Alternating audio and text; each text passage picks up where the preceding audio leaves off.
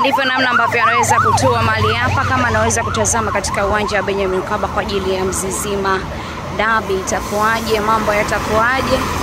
Ni swala la kusubiri kuona nini hasa ambacho kinaenda kutokea, lakini hivi ndivyo mnyama Simba ameweza kutua mali hapa katika uwanja wa Benjamin Mkapa kwa ajili ya mchezo wao dhidi ya Azam FC. Mambo yako vizuri, ukiona mnyama katua ujue shughuli tayari iko kwa uzuri zaidi. Ambulance pia imetangulia hiyo, lakini pia gari kama unavyoliona hilo basi la mnyama Simba limeweza kutua kwa uzuri, na hivyo ndivyo namna ambavyo limeweza kuingia humo ndani na kila kitu kiende kuwa sawa kwa upande wa team. Kama namna ambavyo unaweza kutazama basi hilo limeingia ndani ya uwanja wa Benjamin Mkapa kwa ajili ya mambo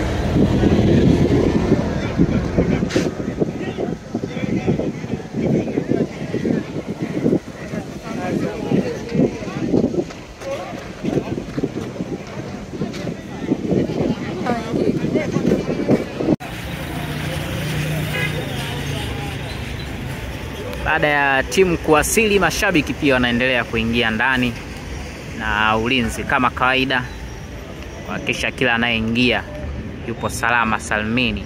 Leo ni Mzizima Derby. Nani ambaye ataibuka ushindi? Na ushindi hapo baadaye, mara ya mwisho walipokutana ilikuwa ni 2-2.